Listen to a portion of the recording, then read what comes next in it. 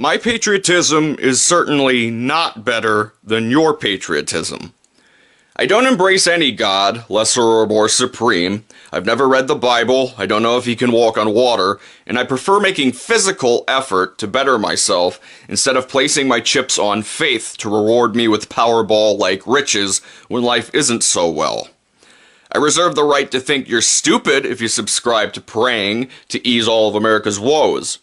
But I also respect your right to have those misguided ideals, because as long as your belief system doesn't leave you or your loved ones gasping for life at the end of the day, it must not be all that bad.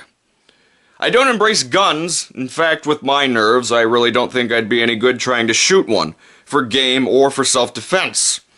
More so, the last few years of mass shootings aren't easing me into seeing the NRA's point of view any more clearly.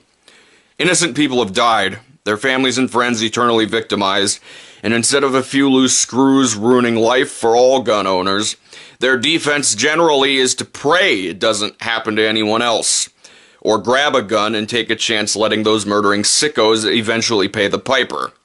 The right to bear arms is inconsistent, and I have a hard time tolerating it. But the Second Amendment to the Constitution enables such payback. I support and respect our troops, even though I have never had a spare dime of charitable money to send to one who was in desperate need of getting a piece of their life on track. I yearn for more than just the Americana taste of hot dogs and apple pie, or the pastime of baseball, or the sounds of country music and horsepower dragging across Daytona International Speedway. Country music and NASCAR were a part of my grandfather's DNA, and for those of you looking for a label to blindly tag me with, I'll stir you up and proudly tell you my grandfather was a black man. And he loved Dale Sr., just like the rest of white America. From childhood to this day, I have never made a big ol' social justice warrior deal out of saying, "One nation, under God," during the Pledge of Allegiance. And I would choose to stand for America the Beautiful and the Star-Spangled Banner. And it's not to appease the God, guns, and biscuit gravy portion of Americans. It is the anthem of America, and all that it represents.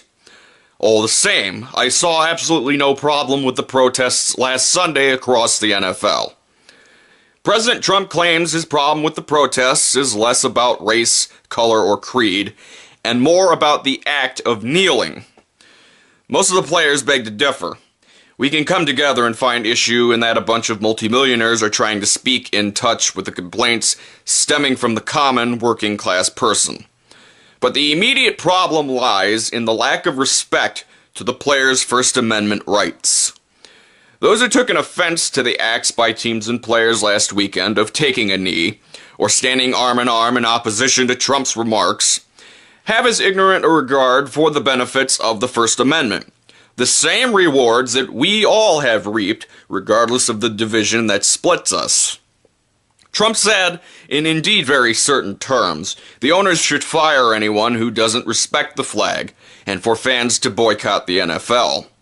He's granted the same opportunity to express that viewpoint, as are a majority of the NFL owners who fired back in respect of their players and their First Amendment stand. Steelers coach Mike Tomlin said that the act of not taking the field last Sunday before the game against the Bears was less about the flag and more about not getting caught in the prevailing national divisiveness, be it police brutality, or racism, or the remarks of President Trump. Many of the viewing public may see this stand from the NFL players as un-American, but protest has always been in the fabric of this country. Tommy Smith and John Carlos came under scrutiny and even received death threats for raising their fists at the Olympics in 1968. Not for black power, but for people power. Carlos unzipped his tracksuit during the medal ceremony to show solidarity with blue-collar workers. The role of sports is to take far worse national crises and aspire, for at least 3 hours or so, to wash as much of the ugliness of our world and try to return life to any sense of normalcy, if not shed a light on that ugliness and look to make a positive difference.